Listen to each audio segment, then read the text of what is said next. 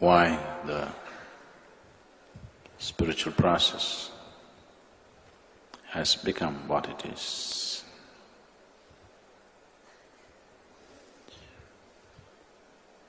When a seed of any kind in the world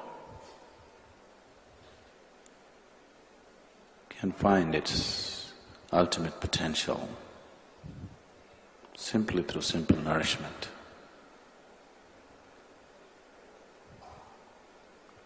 a mango tree,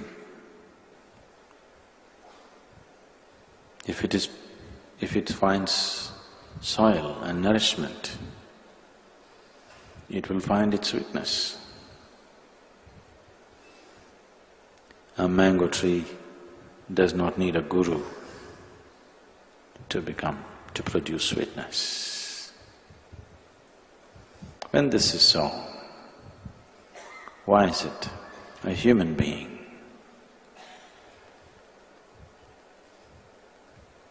at least for the life that you know generally in this planet, a human being who seems to be of the highest potential of all life on this planet, why is it that by himself he's not able to get to his ultimate nature? What is this trap? What is the nature of this trap?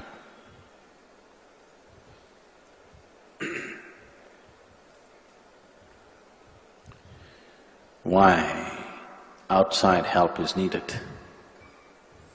Why can't it be an inside job?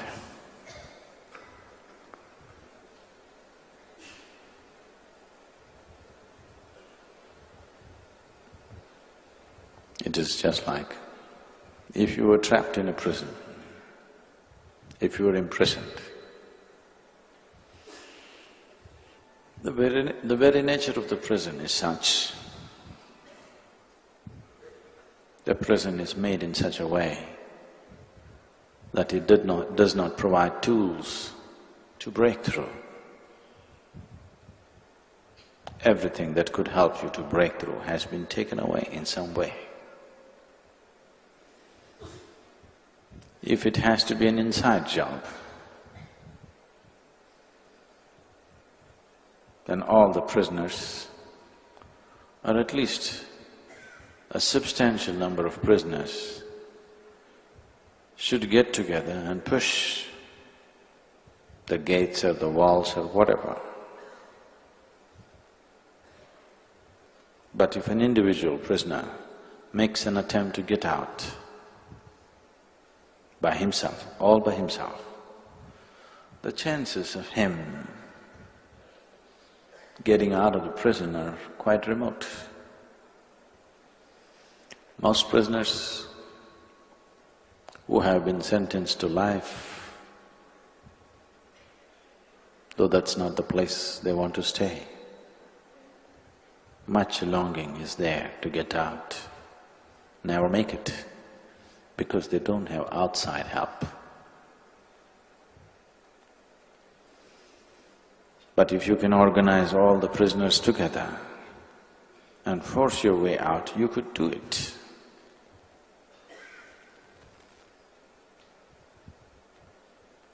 But the very nature of these prisoners are such, it's very rare that they get organized.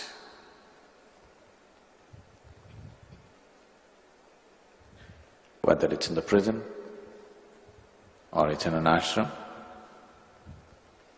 all of them getting organized like one organism and functioning like that is rare. We're doing quite well, but still, it is not a one organism. It has many limbs which tend to move in different directions. So outside help becomes inevitable. And somebody who is not in the same limitations, somebody who is not imprisoned within himself, somebody who is not contained by the physical cage, which is the body. Someone who is free.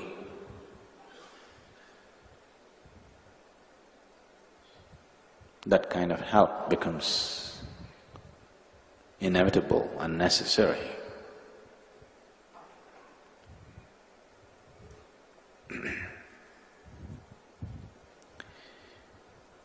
This is the reason why the wise traditions, particularly of the East, have always insisted on an enlightened guru, or if he passes on,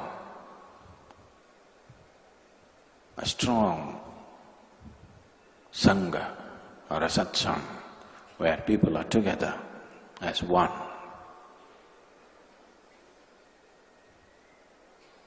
Every realized being, before he left, he always tried to organize his people into one group.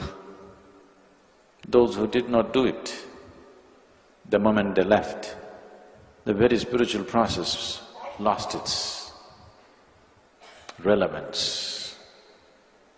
When the master was there, it worked. The moment he is gone, the very spiritual process becomes irrelevant because they did not organize a strong organism of people. Gautama strived very hard to establish the sangha. Jesus spoke a little.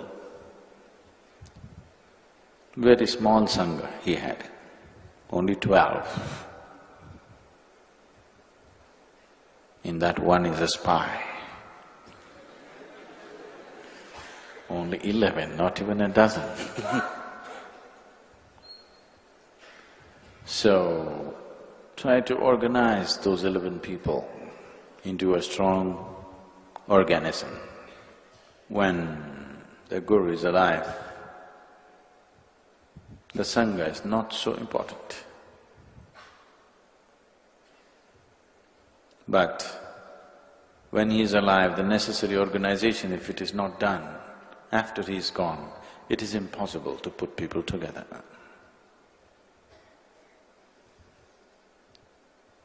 The moment you're trapped in this mechanism, which you call as myself,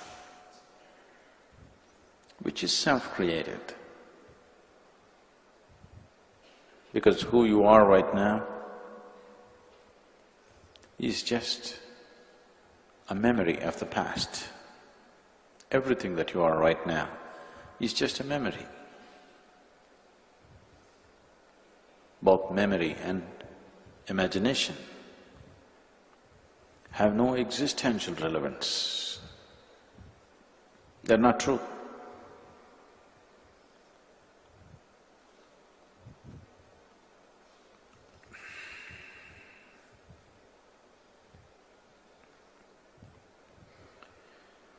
It's for this reason that for ages they went on insisting that everything that you are experiencing right now, your very life and your very existence as an individual is a dream, it's maya, it's an illusion.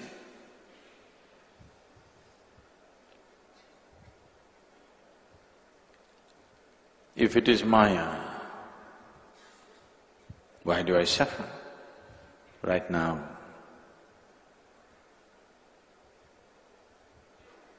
My body is aching. Is that maya?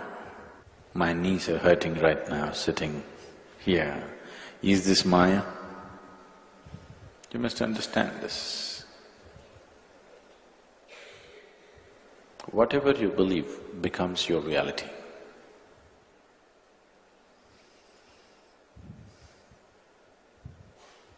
You walked into the forest, they're not letting you go there these days. Because yesterday night you must have heard the elephants were close by. They're wanting to come to the ashram.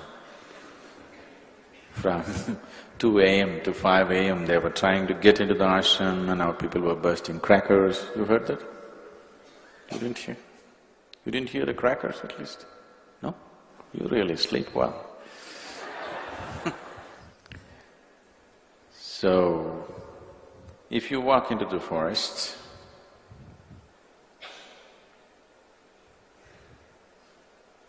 and if you fear snakes, you're walking and you just saw a tree branch, a dead branch lying there, and you thought it's a king cobra. It looks like that usually.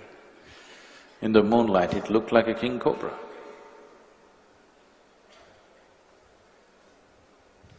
And someone behind you sighed.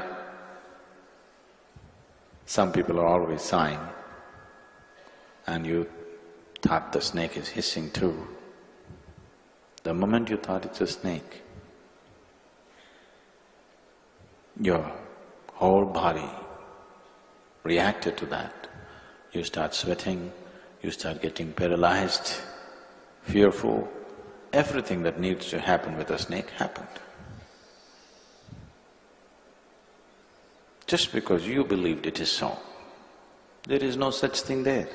It doesn't matter, but you believe it is so. So that's the way it works for you. Let's say you're walking in the forest, really there is a king cobra with his hood raised, standing up 6 feet tall. You know, king cobra can stand up to 6.5 to 7 feet tall,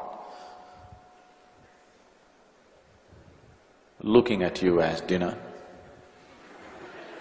But you don't know. It's too dark, you cannot see it. Everything is just fine with you. It's like picnic, isn't it? Because you believe it's safe.